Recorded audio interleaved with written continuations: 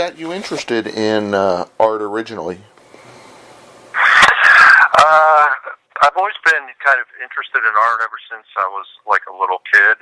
I can remember growing up or being a young child and coloring in color books. And while most kids at a young age are trying to stay within the lines, I was actually trying to shade the coloring book and give it dimensionality and all that kind of thing. And so that kind of got me a lot of attention at that time, and it kind of, people were amazed by, boy, look at this little kid doing this stuff. And I've always had kind of this knack for creativity, trying new things, and that type of kind of orientation in my mind.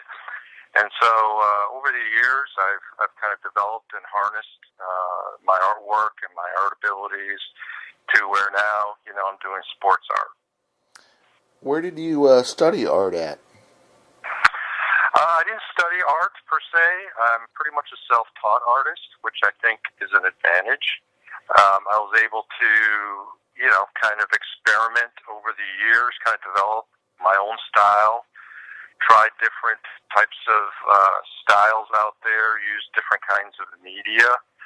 And it was really kind of a growth process and one where, it wasn't defined rules and you have to do this and you have to go through this process. It was more of a self-exploration, which I think was a big advantage over a traditional kind of art program.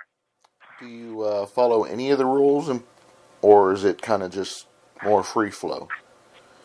I definitely follow rules. One of the things that are very important to me is I've always had this affinity for the Impressionist painters. And so a lot of my work has kind of that look and feel to it, although it's much different than the Impressionists. It has this underlying feel for it. So, for example, one of the things I try to convey in my art is a real importance of color and light. And so I bring a highlighted view, kind of a spotlight view, to my center of interest, which is usually, obviously, some kind of athlete. And then I also try to capture the immediacy of the moment. So I try to offer a vantage point where, the viewer feels like they're actually there and witnessing the event. And so through the use of some Impressionist techniques, I'm able to kind of capture that moment where decision and outcome and that immediacy all kind of gels together in a captivating, compelling way. Yeah, I noticed in some of your pictures, like you were saying, it looks like you're right there and you can feel the action going on. Mm-hmm. Is that intentional? Yeah. Yes, absolutely. So, I think one of the things that happens through art, and particularly in my sports art, is I try to capture and I try to put you as if you're sitting, on the court or on the field. I offer a unique vantage point or angles so that you feel the action, literally. And that's different than, what we get when we watch TV and we get these wide-angle views and we get this sense of drama going on, but it's not isolated to a particular person. And so what I try to do in my artwork is, capture the drama, offer, an emotional connection to the viewer in a way, where they feel like, hey, you know what, I'm there, I remember that. And you also got kind of this feeling, by the way I paint, that it's happening real time. So, again, that kind of Impressionist feel to the work gives you a sense of action and drama. And the use of color and light, all those elements kind of come together in this way.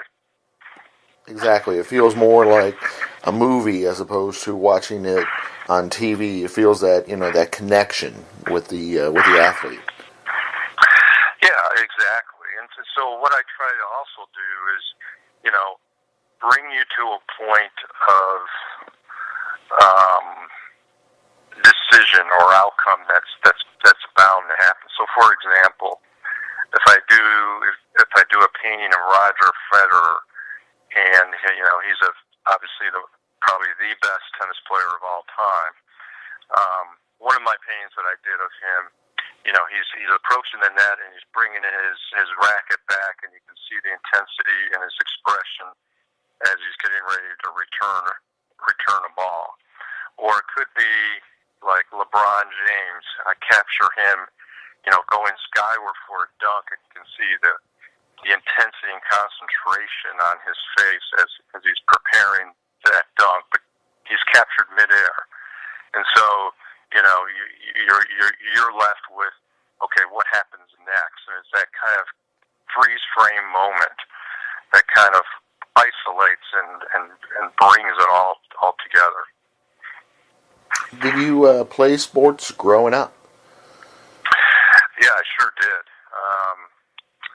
I played a lot of basketball.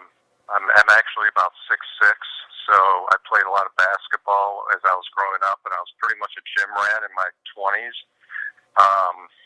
Played alongside, even here in Dallas, with some of the summer leagues with some of the Dallas Mavericks, and that was quite a humbling experience, being able to play with players of that caliber. And I went to school at Syracuse, so obviously they have a big basketball program. Also, did my graduate work at Penn State, another big sports powerhouse in football and other sports. So yeah, I've been surrounded by sports, and I love it, and I like the spontaneity and the uncertainty and the resiliency of athletes as they try to pursue their endeavors and goals of perfection. And so all that kind of appeals to me, and I think to a broader audience as well, because when you look at athletes and you look at their training and the personal things that they've had to sacrifice to get to where they are, it's something that I think pretty much everybody can identify with. It's overcoming obstacles. It's having goals. It's about resiliency and perseverance, and all those things. I think everybody finds appealing, and as well as I do. Oh, definitely. Yeah, I mean, just what athletes have to go through. People can relate to it, and people can realize just the challenges that are involved in the drama that's inherent in sport, which I agree with you, which makes it a perfect topic for art. What teams did you watch when you were growing up? Who were your athletes that you were fond of?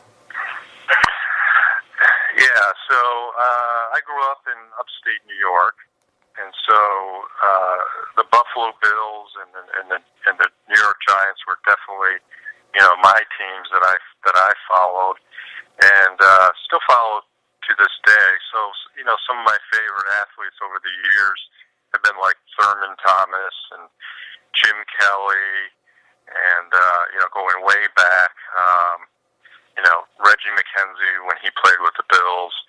And so growing up with those athletes and having them as kind of role models, and looking back on their careers that have been stellar, that's a source of, I think, inspiration, because it kind of shows that hard work and perseverance and longevity can lead to a lot of success. And I look at those players, and they remind me what's possible.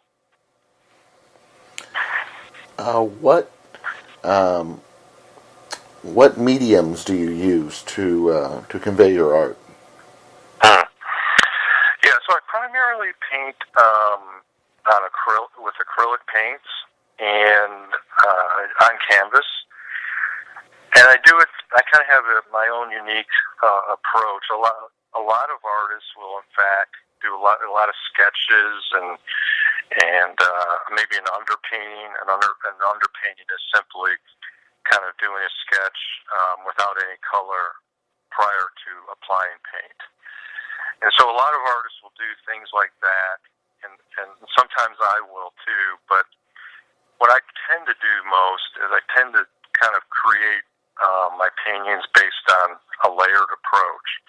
So what I'll do is, in order to kind of get that spontaneous feel, that vibrancy in my work, I'll start off by painting the background and kind of doing it in kind of an abstract art way, so that in some ways, it looks like a piece of abstract art when I initially start off.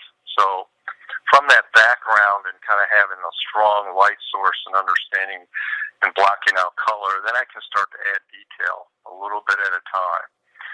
And as I do this, I'm allowing the background to come into the painting as I develop it.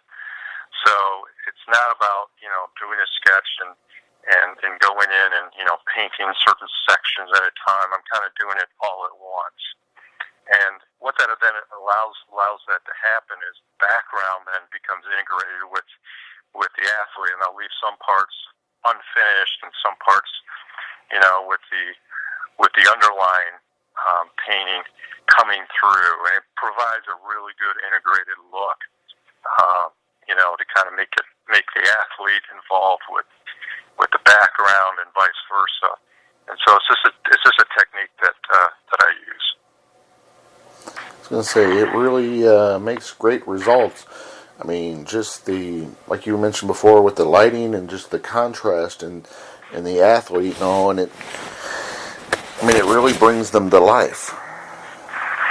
Yeah, so that's really, really critical for me is to highlight and have a strong sense of light shining down or separating the athlete in a way that's vibrant and provides, like you said, a lot of contrast. And I think it's pretty unique in terms of my work is being able to do that. As I mentioned before, Impressionist painters were famous for doing that. They would study light. They would go out in the middle of a field and paint, like Monet did, the same haystack 100 times, depending on the different light of the day. And so I don't paint the same athlete 100 times a day, but on the other hand, what I try to do is get that sense of drama and focus on that particular athlete. And I've studied, it's a never-ending process of studying light and its effect on color, and being able to understand, the values within a painting. And what I mean by values is the transition from, let's say, an area of light to an area of darkness and all the shades of gray in between. And so I try to provide a dynamic contrast where, those things, offer kind of a spotlight to the action. And I think that makes it a captivating center of interest. What organizations and charities do you work with? Yeah, so that's an important part of what I do. I think it's important for artists to give back. Typically, I would say most artists are socially conscious. And I think part of that stems from the way we look at the world, which I think is through a unique lens. We're always interpreting things we see and conveying it in terms of how we feel. And so I think that's an important distinction I think artists have. And so from my vantage point, I think it's important to be able to, help other people to make a difference. And I think you can do that through your art. And so I've worked with a number of charities over the years. I started off working with the Dallas Mavericks Foundation, doing charity auction work for them, and did that for a number of years. They were autographed and sold at auction during games, and they helped, that particular foundation. Over the years, I've worked with many others, and currently I'm working with the Deacon Jones Foundation. So the Deacon Jones Foundation benefits inner city kids with scholarships and other programs. And what that program, from an artist perspective, is about is these are NFL licensed prints, okay? Mm-hmm. And it's pretty rare to get any license from the NFL. However, Elizabeth Deacon Jones' late wife, she was able to work with the NFL to get a license for artists that sell paintings that benefit the foundation. And so, just a little bit of background: Deacon Jones is in the Hall of Fame. He played back in the 1960s for the LA Rams, and he kind of coined the name sack and the head slap that he used to get around offensive players. And he was part of what was then called the fearsome foursome, and was a very dynamic player. And so the foundation that he created has continued after his death, and it involves a handful of sports artists who produce works and go ahead and are able to sell them through the foundation, and then all the proceeds benefit their causes. And so it was a real opportunity for me to be involved with an organization that is, making a difference and being able to leverage artwork in this way. And specifically, what I've been painting are kind of team-oriented paintings. They're fairly large, about 4 feet by 3 feet, and they feature different athletes and different aspects of the city that the team is from.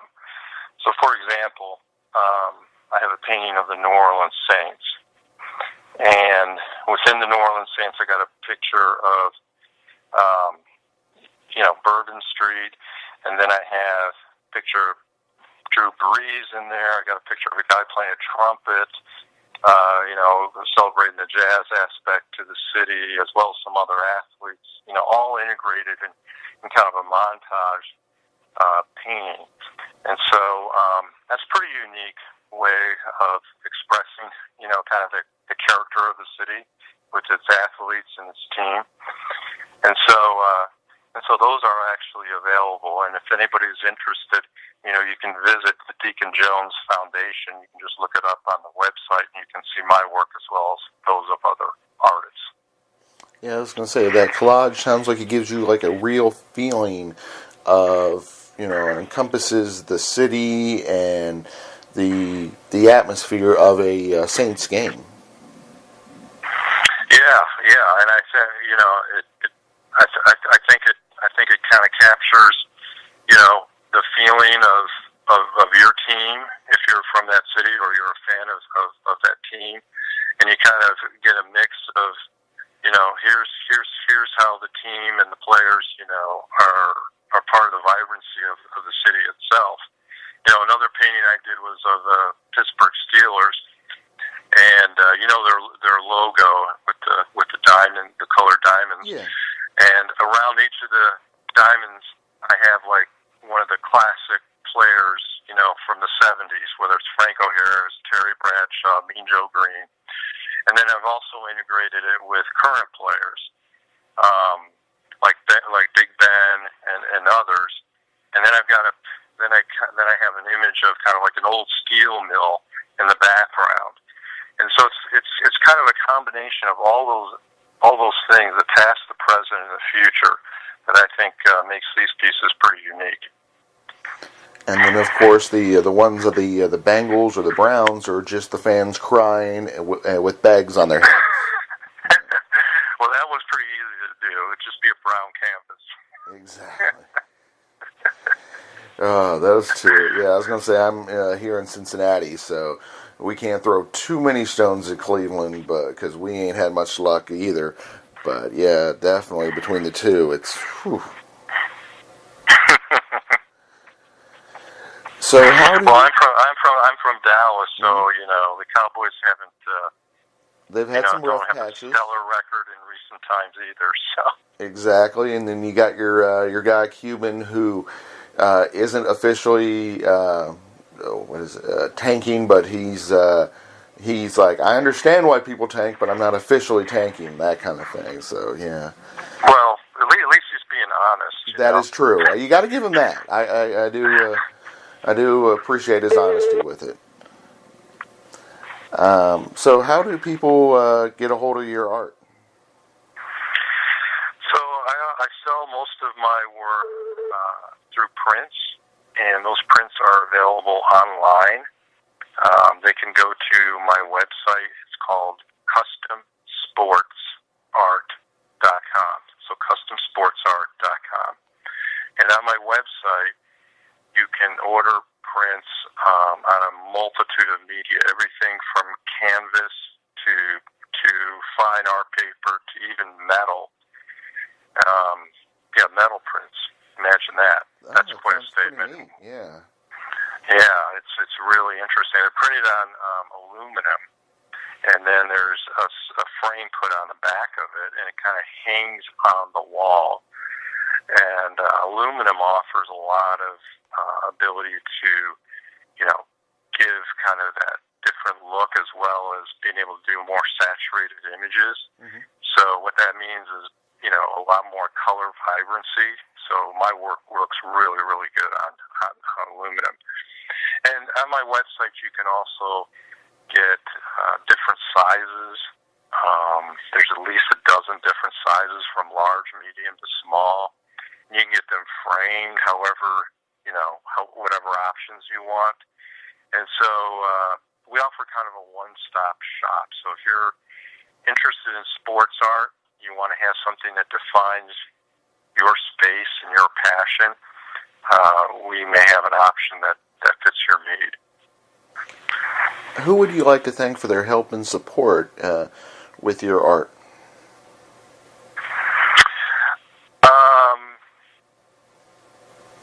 I guess I would just like to thank the people that have collected some of my work over the years,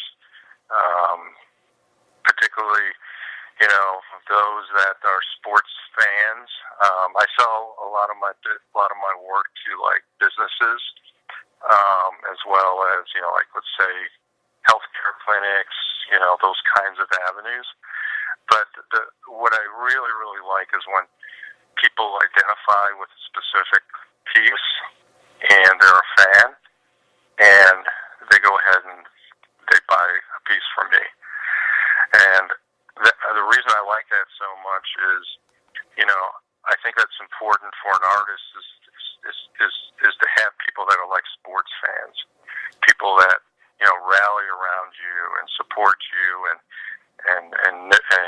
communicate. Oh, I love this piece, and then it just further invigorates you to do something new and different on the next one. And so for those people out there that have supported and continue to support my work and my endeavors and buying charity pieces when they're available, those are the people that I really would like to extend a shout out to. If fans are wanting to follow you on social media, obviously you mentioned the website, where's the best places for them to do that at, so that way they can see your art? Yeah, so I'm pretty active on Instagram. So if you're on Instagram and you look for, I'm going to say it real quickly, but M. Trubisky Sports Art, you can find my feed on there. I post a couple times during the week.